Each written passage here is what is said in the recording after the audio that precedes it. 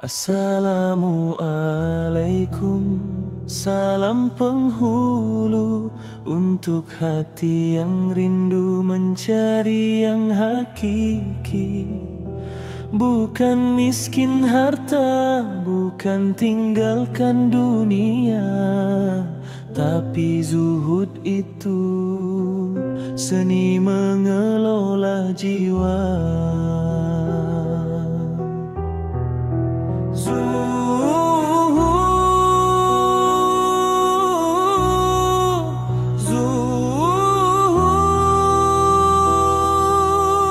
Bukan lari dari dunia,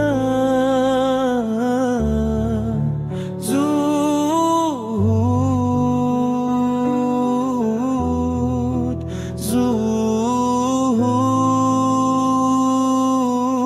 seni hati mengelola rasa. Zahada artinya tidak ingin dan melepas, istilahnya tasawuf, hati yang merdeka, tak tergantung dunia meski tangan memegang, hanya pada ilahi hati ini bergantung. Kata Imam Junaid, sang guru sejati, kosongkan tangan dari harta, hati dari ikatan. Bukan sekadar miskin, tapi hati yang bebas, kaya dengan ilmunya, cukup dengan yang esa. Al-Ghazali mengajar, dalam Ihya ditulis 3 tingkat zuhud, jalan berjenjak naik, tinggalkan yang haram, lalu yang halal berlebihan, hingga tinggalkan semua yang menyibukkan darinya. Abdul Adir berpesan dengan suara lembut, dunia di tanganmu, jangan di hatimu, seperti bayangan saja bila dikejar lari. Bila kau tinggalkan, justru dia mengikuti.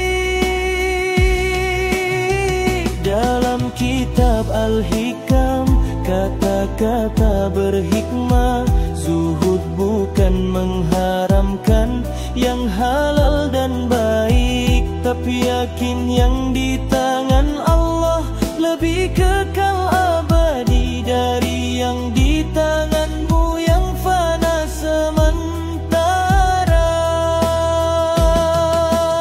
Rabi'ah bercinta, zuhud karena rindu, bukan takut neraka, bukan ingin surga.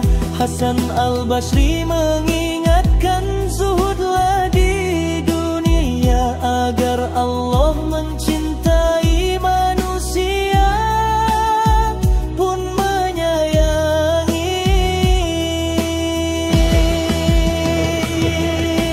Tingkat pertama zuhud, tinggalkan yang haram. Tingkat kedua khusus, halal berlebihan ditinggal.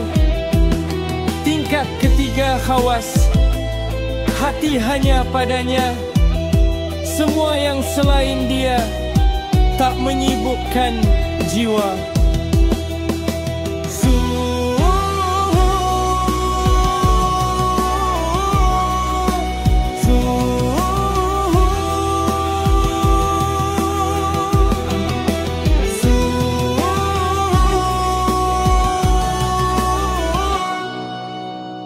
Zuhud dalam harta, bukan budak kekayaan. Zuhud dalam jabatan, amanah bukan pameran. Zuhud dalam ilmu, untuk amal dan manfaat. Zuhud dalam sosial hanya padanya bergantung.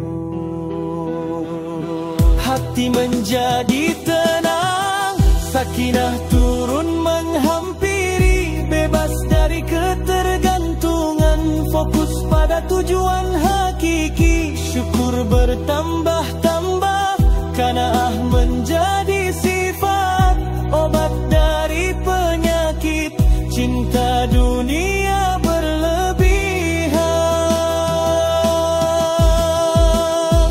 Mari belajar zuhud pada para kekasihnya, panduan mengelola hati di zaman yang penuh goda. Hidup di dunia tenang, penuh syukur dan ingat akhirat. Hati bersih merdeka sampai akhir menjumpainya.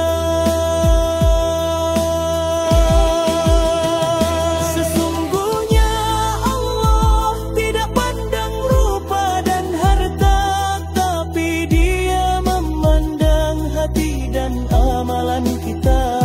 Waalaikumsalam warahmatullahi. Semoga zuhud ini menghantarkan kepada